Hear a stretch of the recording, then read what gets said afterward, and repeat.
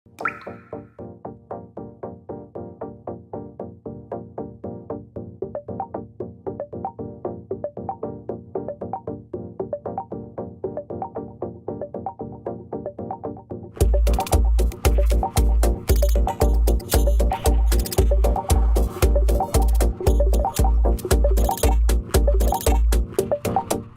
vient des nuages, elle est filtrée par les sols et ce qui sort des forêts est plutôt de bonne qualité. Un certain nombre d'études financières montrent très clairement qu'effectivement les mesures préventives sont moins chères et moins coûteuses pour le citoyen qui paye aussi une facture d'eau que les mesures curatives, à savoir créer, construire une station de traitement qui sont des investissements lourds pour des collectivités.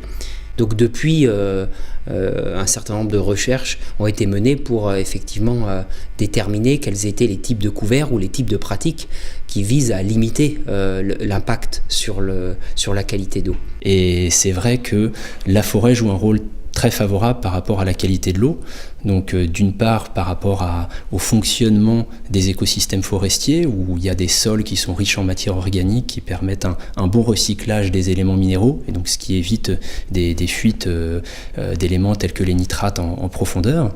Et puis c'est aussi lié à l'activité des forestiers, l'activité forestière qui présente moins de risques que les autres activités humaines où les mises à nu du sol, les usages de produits phytosanitaires sont plus importants. Donc globalement la forêt est favorable à la qualité de l'eau et donc favoriser des aménagements boisés dans le paysage et limiter les défrichements, ce sont des actions favorables à la protection de la ressource. Certaines collectivités d'ailleurs s'investissent dans des travaux de boisement, de captage. On a fait une étude en Bretagne qui a montré qu'il y avait eu environ 2000 hectares de boisement pour protéger des captages, avec l'exemple le plus connu, celui de la ville de Rennes, où sur un secteur, ils ont boisé environ 70 hectares, donc pour protéger leurs ressources en eau potable. Donc plus on se rapprochera de quelque chose qui est forestier, par exemple les haies, les haies sont de très efficaces supports à la protection. Alors les haies, ça peut être des haies qu'on va utiliser après pour de la biomasse. J'ai en tête des coopératives d'agriculteurs qui récupèrent ce bois pour après faire des copeaux pour des chaudières.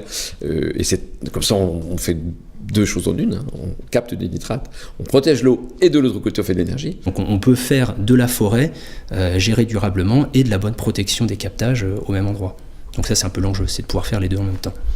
Et donc c'est pourquoi on cherche maintenant à favoriser sur un territoire la production de plusieurs services environnementaux, donc des actions favorables à la ressource en eau, des actions favorables à la séquestration du carbone et à la biodiversité par exemple, pour pouvoir mettre en place une dynamique. Dans certaines situations où les racines des arbres ont accès à un flux d'eau polluée, donc je pense par exemple au secteur des forêts le long des cours d'eau, donc ce qu'on appelle les ripisylves, où donc là, si vous avez un cordon d'arbres qui borde une culture, vous pouvez avoir un abattement des teneurs en nitrate grâce à cette zone tampon forestière avant que l'eau aille dans la rivière.